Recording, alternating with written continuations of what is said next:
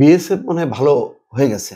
আমার কাছে মনে হচ্ছে যে এত ভদ্র আচরণ এবং ভদ্রলোকী আচরণ এটা তো দেখা যায়নি অতীতে।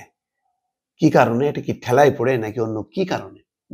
বোঝা বড় মুশকিল। দর্শক, কেন কথাগুলো বললাম? আজকে দেখছি খবরে একটা শিরোনাম, পাটগ্রাম সীমান্তে বিএসএফ এর হাতে আটক ২ বাংলাদেশিকে ৮ ঘন্টা পর ফেরত। বাপরে! এবং একদম সুস্থ অবস্থায় ফেরত দিছে।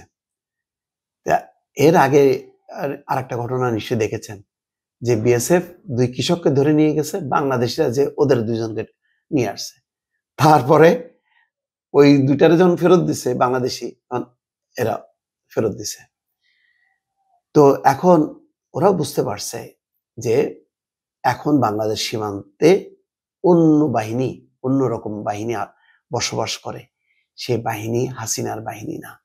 এটা হচ্ছে স্বাধীন সার্বভৌম বাংলাদেশের সীমান্তরক্ষী বাহিনী। ইট মারবা, পাটকেল খাবা, একেবারে সমানে সমান না। এইটা আস্তে আস্তে তারা টের পাচ্ছে, যার জন্য হয়তো এই আচরণ। আর অন্যদিকে তো কাশ্মীরের ওইদিকে চলতেছে, কত দিক সামলাবে ভারত? চারিদিক দিয়ে এখনো চীন তো চুপ করে বসে আছে।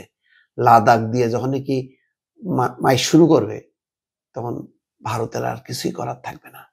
ভারত এমন একটা দেশ, এই অঞ্চলে বিচ্ছিন্ন, তার কোনো বন্ধু নেই। সবাই টেকনিক্যালি মানে তার সাথে মেশে। ধরেন হাসিনা, একে মন দিয়ে মিশতো ক্ষমতায় থাকার জন্য, মন থেকে মিশত না। ভারতকে মন থেকে ভালোবাসা খুবই কঠিন, খুবই কঠিন। বিশেষ করে মোদীর শাসনে। আমি ভাই কোনো দেশ বিরোধী মানুষ না, ভারতের জনগণকে অবশ্যই ভালোবাসি, তাদের অনেক ইতিহাস ঐতিহ্য আছে। কিন্তু ভারতকে যারা শাসন করতেছে, যে শাসক গোষ্ঠী, এরা বিভাজন করতেছে ভারতে। ধর্মে ধর্মে বিভাজন, মানুষে মানুষে বিভাজন। এরা বিভাজন করে উগ্রতা, হিন্দু ধর্মের শীর্ষই দিয়ে তারা ক্ষমতায় থাকতে চায়। এই শক্তি ভারতের জন্য শুধু না, এই অঞ্চলের জন্য বিপজ্জনক। যাক দর্শক, এই আলোচনা লম্বা আরেকদিন করা যাবে। আপাতত দেখেন ঘটনাটা খুবই নাটকীয়। লালমনিরহাটের পাটগ্রাম উপজেলার গাঠিয়ার ভিটা সীমান্তে ভারতীয় সীমান্তরক্ষী বাহিনীর হাতে আটক ২ বাংলাদেশিকে ৮ ঘন্টা পর বিজিবির কাছে হস্তান্তর করা হয়েছে। শুক্রবার দিবাগত রাত ২টার দিকে উপজেলার বুড়িমারি স্থলবন্দরের অভিবাসন চেকপোস্ট দিয়ে ওই ২ বাংলাদেশিকে বিজিবির কাছে হস্তান্তর করা হয়। আটক দুজন হলেন বগুড়ার মহস্থানগড়ের সাজিদুল ইসলাম ২০ এবং তার ১৬ বছর বয়সী ভাগ্নে। ভাগ্নের বাড়ি পাটগ্রাম উপজেলায়।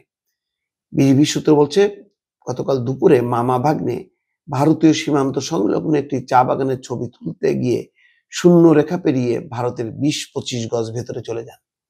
এ সময় ভারতের কোচবিহারের ৯৮ ব্যাটালিয়নের গোমতী ক্যাম্পের টহল দলের সদস্যরা তাদের আটক করে হেফাজতে নেন। খবর পেয়ে পাটগ্রামের ধবল সুতি বিজিবির ক্যাম্পের কমান্ডার নায়েব সুবেদার মুক্তার হোসেন বিএসএফ এর সঙ্গে পতাকা বৈঠক ডাকেন। পরে গতকাল রাত ২টার দিকে ২ বাংলাদেশিকে হস্তান্তর করেন। পাটগ্রাম উপজেলার নির্বাহী কর্মকর্তা জিল্লুর রহমান এই খবরের সত্যতা স্বীকার করেন।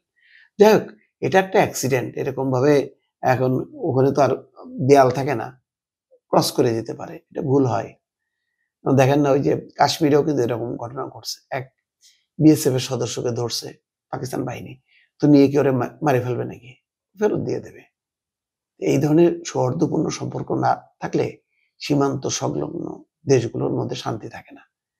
আর এই প্রতিবেশীকে কখনো পাল্টানো যায় না।